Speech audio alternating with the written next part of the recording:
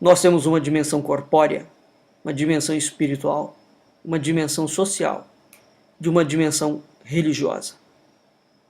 Não abra mão do ser humano que você é, macho ou fêmea. Não abra mão da sua família. Como ser humano, se você dentro da sua casa é um homem e mora com homem, é uma mulher e mora com mulher, isso é um problema seu. A sua dimensão corpórea, privada, lhe confere o direito de fazer o que você quiser. O que você quiser. A sua dimensão social, não. Portanto, se o indivíduo tem amante, socialmente ele não pode ter. Porque nós vivemos uma sociedade monogâmica. Há coisas que eu só posso fazer privadamente, tal como ficar nu. Eu não posso urinar em praça pública. É a minha dimensão corpórea colocada na minha dimensão social. E eu não posso achar bonito e admitir que alguém faça isso.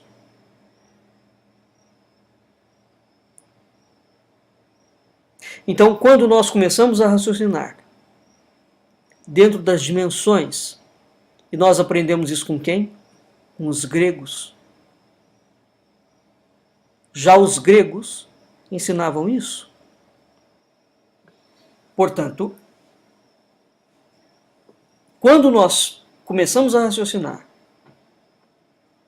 com relação ao ser humano, considerando-se sempre as 4 dimensões dele, nós vemos que alguma outra peça começa a se encaixar. O problema é que nós somos levados a raciocinar sempre isoladamente. Quer dizer, ou eu raciocino com o corpo, ou eu raciocino com a alma, ou eu raciocino com a religião, ou eu raciocino com a dimensão social. Não. Claro que não. O ser humano não é uma fatia de abóbora. Essas 4 dimensões estão juntas, unidas. Elas têm que ser consideradas ao mesmo tempo. Então o homem é um ser composto de uma dupla dimensão. Ele é corpo e ele é alma. Ele é um sínulo. E é impossível separar essas duas coisas. O que nós temos é uma tentativa sistemática, contínua, de gente criminosa que separa e coloca para entrar em conflito as 4 dimensões. E elas entram mesmo. Mas vamos entender que quem tem que lidar com as 4 dimensões e entender que elas existem somos nós mesmos. Daí a ideia da cultura, da educação, do ensino. Nós aprendemos isso perfeitamente dentro da nossa casa. Vou dar um exemplo. Dentro da minha dimensão corpórea eu tenho fome. Então, vamos dizer que chega uma visita na minha casa e não tinha comida suficiente para nós e para a visita. O que a mãe da gente ensinava? Diminuir a quantidade de comida de cada um para a visita comer, ou alguém, no caso a mãe ou o pai, ou algum filho, ficaria sem comer para dar de comer ao outro. Essa é a dimensão corpórea em relação com a dimensão social e com a dimensão espiritual e religiosa. Você abre mão de si para o outro. Se você não é capaz de fazer isso, você não é capaz de nada. Todos os projetos da ONU em curso, todos, visam a destruição da família. Né? E é interessante, porque quando o presidente Roosevelt, no ano do nascimento da ONU, ele soltou a seguinte declaração: as Nações Unidas querem trabalhar para a instauração de uma ordem internacional na qual o Espírito do Cristo guiará os corações dos homens e das nações. Portanto, a ONU foi criada com um sentido de trazer para a humanidade, de certa forma, né, o diálogo entre essas duas, a dimensão corpórea e a dimensão espiritual. E atualmente a ONU não é isso. Aliás, os governos suprimiram, aniquilaram completamente, desde o século XIX, toda a ideia de transcendência. E o mundo foi ficando uma tábua rasa, matéria pura. Né? Então, dentro de uma matéria pura, pode-se experimentar qualquer coisa, porque não há mais nenhum referencial axiológico. Mas eles existem. O fato desses criminosos terem ocupado todos os postos-chave do mundo e estarem querendo, a marteladas, dizer que não existe alma e não existe espírito, não significa que o espírito e a alma não existam. Significa que nós estamos diante de um projeto ideológico de poder. Nada além disso. Mas o que está em curso agora é a destruição dessas dimensões. Essas dimensões são atacadas diariamente, né? Em todos os planos. A dimensão corpórea é atacada, a dimensão espiritual é atacada, a dimensão social é atacada e a dimensão religiosa é atacada, diariamente. Então, o Brasil hoje é um caos completo e absoluto. Ora, evidentemente que as pessoas, individualmente, contribuíram para esse caos. As pessoas foram abrindo mão dos seus valores familiares, dos seus referenciais, né, das suas famílias. O que ocorre é o seguinte: legalmente falando, a família é uma realidade da natureza. A família não é uma constituição ou uma instituição estatal. Os índios não têm uma estrutura social e cultural como o branco, mas eles têm família. Então, a família é anterior à sociedade. A família é anterior ao Estado. Portanto, o Estado não tem direito nenhum sobre a família. O Estado não tem direito nenhum sobre o ser humano. Não tem. E isso não está sendo defendido legalmente, porque as pessoas perderam o sentido das dimensões que compõem o ser humano.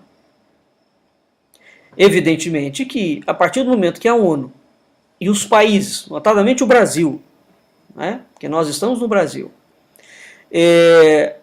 vem atingindo diretamente a estrutura familiar, que tipo de Estado eles estão preparando? Uma vez que não exista família dentro do Estado. Toda família é anterior à sociedade. Então, como é que essa gente pode falar em estar aprimorando a sociedade sem família? O que eles estão fazendo? Qual é o projeto que está por trás disso? É preciso refletir sobre isso. Né? A primeira comunidade para o homem é efetivamente a sua família. Não há outra. A primeira comunidade para o homem não é a escola. Não é o amiguinho, é o pai e a mãe. É o referencial dele.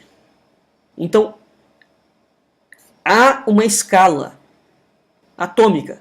Macho e fêmea, família, sociedade, país.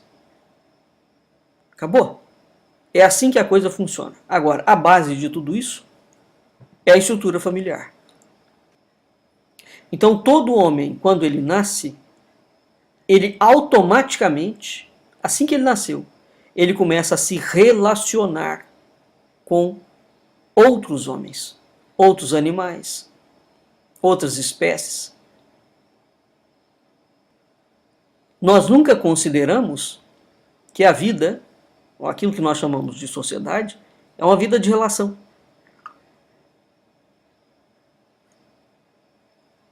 Portanto, é na família que o homem e a mulher vão iniciar a construção da sua pessoa.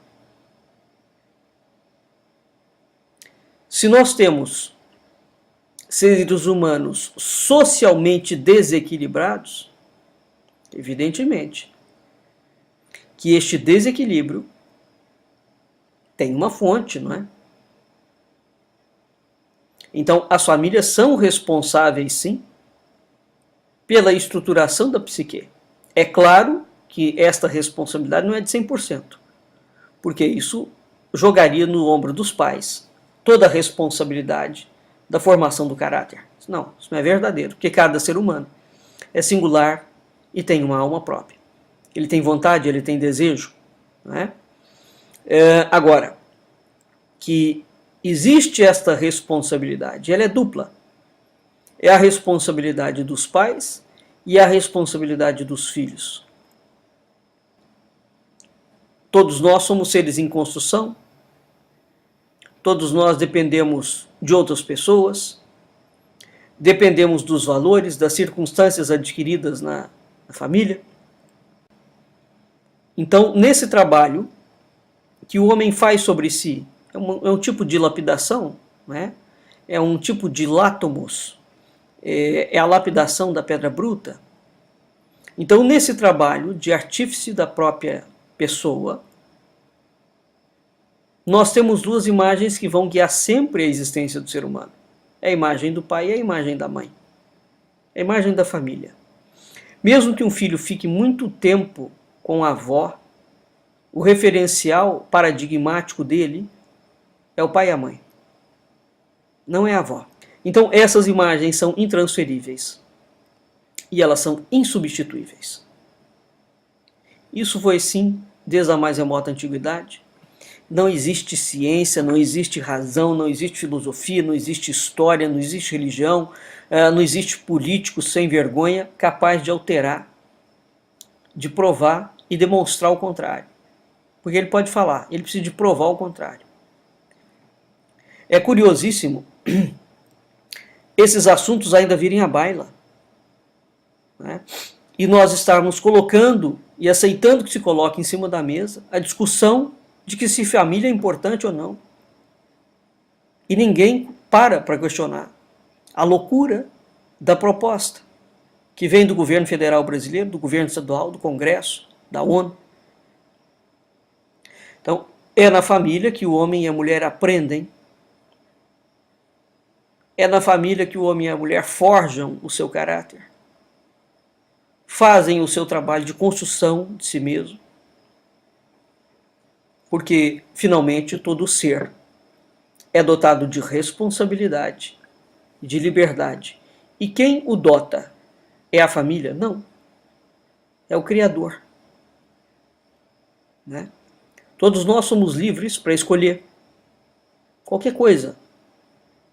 E essa escolha automaticamente me torna responsável por ela. Então toda a ideia de liberdade está anexada a ela a ideia de responsabilidade. Não existe essa situação de você conferir liberdade ao indivíduo e depois o indivíduo não querer arcar com as consequências das decisões que ele tomou. Liberdade e responsabilidade são duas palavras que estão juntas, unidas. Uma outra coisa que é preciso voltar a refletir é que existe o bem e o mal. Dizer que um traficante de drogas é uma pessoa legal, boazinha, e que nós podemos admitir, como a Colômbia acabou de admitir, um partido de narcotraficante, as Farc, virar um partido político, que é o que estão querendo aqui no Brasil, bom, isso é, efetivamente, transformar o mal em bem. É a inversão completa de todos os valores e de todos os referenciais, porque a partir do momento que um narcotraficante pode ser chefe de um partido político, o país está acabado. No Brasil nós temos isso, só que os caras são disfarçados, né? Mas veja o resultado dessa quadrilha que toma conta do país, aonde o Brasil está.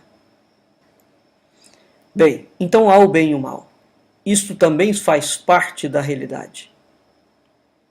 Agora, também nós somos livres para escolher se nós vamos seguir o caminho do bem ou se nós vamos seguir o caminho do mal.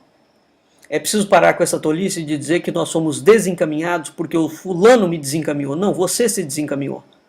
porque você tinha a opção de seguir por outra via.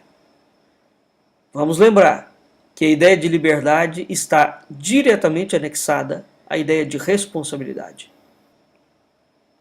Quem escolhe o bem, constrói o bem.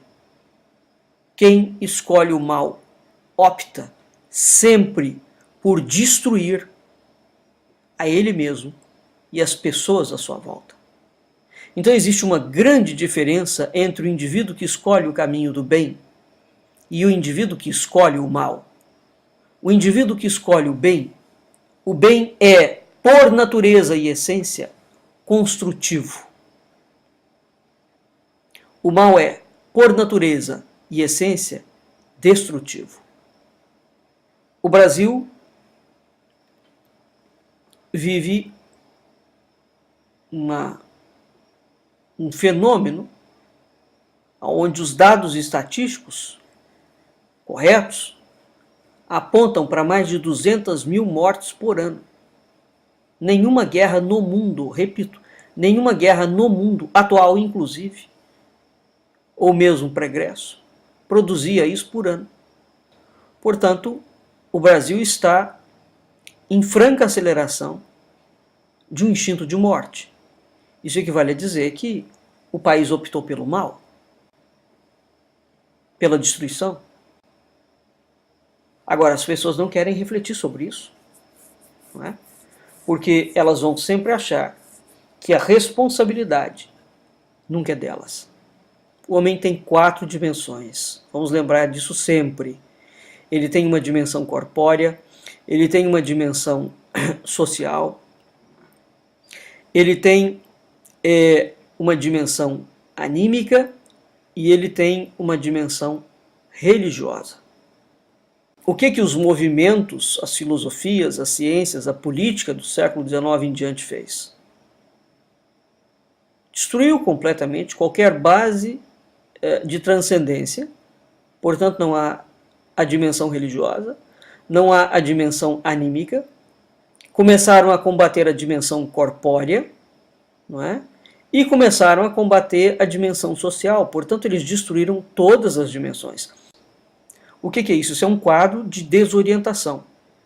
É preciso entender que essa gente, esses criminosos, esses juízes criminosos, esses políticos criminosos, esses professores universitários criminosos, essa mídia criminosa, eles estão todos em conjunto gerando um quadro de desorientação. E este quadro de desorientação é um ataque maciço em cima das 4 dimensões que compõem o ser humano. A dimensão corpórea, a dimensão religiosa, a dimensão social e a dimensão anímica. Tá? Embora essa gente diga que não existe o bem e o mal, ele existe sim. Existe o falso e o verdadeiro, o feio e o belo, o justo, o desonesto, o honesto, o útil, aquilo que é prejudicial, o que é certo e o que é errado, o decente do inconveniente. As coisas existem. Não é porque esses psicopatas que ocupam cargos no poder, não é porque eles dizem que não exista o bem e o mal, que o bem e o mal não exista. Bem, existe uma ausência completa dentro da filosofia, dentro da moral, dentro da pedagogia, dentro da família, dentro das empresas, dentro dos países, da dimensão espiritual. Fala-se que o pragmatismo tomou conta do homem. Não tomou conta do pragmatismo coisa nenhuma. Uma pessoa pragmática é uma pessoa ponderada. O que tomou conta do mundo foi um materialismo descarado e exacerbado. Então hoje as pessoas não precisam se preocupar em pensar, em meditar, em contemplar, em admitir que podem ser boas ou más, que podem ser muito boas e muito más. Então, já foi completamente destruído a ideia de que o homem é um ser natural.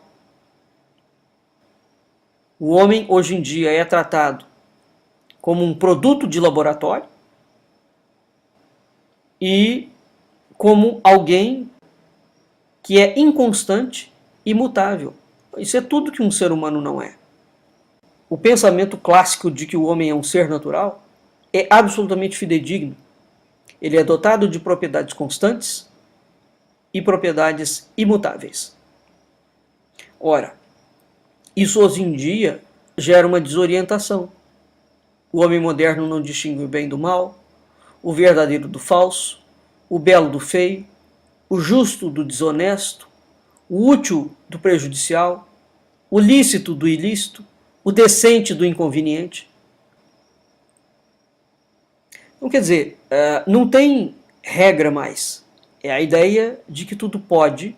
Agora, tudo pode para quem? Né? Nós já entramos, aliás, não estamos entrando. O Brasil já entrou num processo de decadência, de destruição, de autodestruição, que ou, de fato, o país vai se aniquilar, e parece que está tudo caminhando para isso, mas as medidas já passaram completamente. Então, impera sempre a tradição do novo.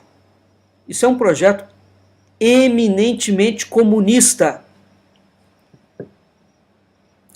É o marxismo e o comunismo, leninismo, socialismo, todos os ismos que projetam sempre o mundo para o futuro. Tudo é novo. Então, a gente vive num mundo em que nós estamos fugindo dele, do presente. Porque existe sempre uma novidade à frente, portanto, as coisas não podem ser acabadas, as coisas não podem ser finalizadas, porque uma vez que eu finalizo aquilo ali, eu estou perdendo tempo com aquele negócio. E mais à frente, tem outra coisa muito melhor. Então, nós temos hoje um Estado brasileiro e as famílias que abandonaram completamente os princípios de moral, os princípios do direito, que é a base da convivência social, não é? E existe uma apelação a que se legalize tudo quanto é tipo de barbárie e de mal. Aborto, eutanásia, infanticídio, prostituição. A prostituta é profissão. Desde quando? Mas não é mesmo. A pessoa se vê forçada a fazer aquilo ali por outras razões. Mas dizer que isso é uma profissão, não. Pode ser. O Estado não poderia. Uma coisa é você proteger o indivíduo e dar apoio a ele no que ele necessita. Outra coisa é achar que prostituição pode ser profissão. Não, não pode. Não pode. Isso ofende a dignidade humana. Agora, a partir do momento que tudo pode, para essa geração de gente degenerada, de fato pode. Então, a partir do momento que o ser humano não existe, a dignidade do homem é desrespeitada, porque não existe ser humano. Então, essa agressão contínua atinge a família, que é o reduto essencial da vida humana. Não existe nenhuma ideia de compromisso social, de sociedade saudável, de cultura saudável, destruindo a família. Portanto, tudo que o governo brasileiro fala é mentira absoluta. O Lula é um mentiroso descarado. A Dilma Rousseff era outra mentirosa descarada. O Fernando Henrique Cardoso foi outro mentiroso descarado. Essa gente fala, né, em projeto de governo, projeto social, sem família. Como é que é possível haver um projeto social quando eles deixam passar e aprovam e estimulam uma série de outras leis que destroem a família? Então, qual é o tipo de sociedade que eles vão criar, de compromisso social que eles vão criar, agredindo a família? Não vão criar nenhum. Essa gente é comunista. Né? O objetivo deles é destruir a família mesmo. Agora, vamos entender o seguinte. Dentro da lógica que já os antigos entendiam, é a família é uma entidade anterior à sociedade. Uma vez que você destrói a família, então o projeto é de destruição da sociedade. Evidentemente que ou vai se pensar num mundo de máquinas ou num mundo de escravos. Não tem uma terceira opção aqui. A partir do momento que a família é o foco da destruição. Então o foco é a destruição daquela cultura.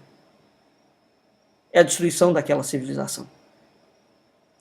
Né? Vejam vocês que, curiosamente, o comunista, no caso o russo e o chinês, eles não admitem que a ideia de família seja desestruturada. Bem como o muçulmano. Mas eles investem pesadamente na destruição de toda e qualquer família ocidental, da cultura ocidental. Portanto, nós estamos tratando, sim, com um projeto de domínio, onde há grandes interesses em curso e em disputa. O Brasil é um país criminoso sobre todos os aspectos, é um governo de criminosos. A partir do momento que eles retiram da família o lugar natural dela. Uma família não pertence ao Estado. Nenhum governo tem o direito de controlar a vida de uma família.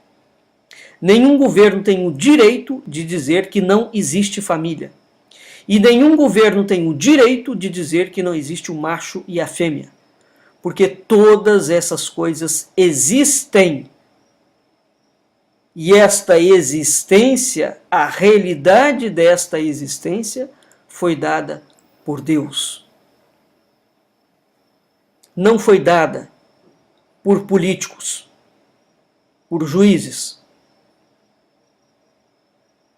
A existência da família é obra da criação de um ente supremo.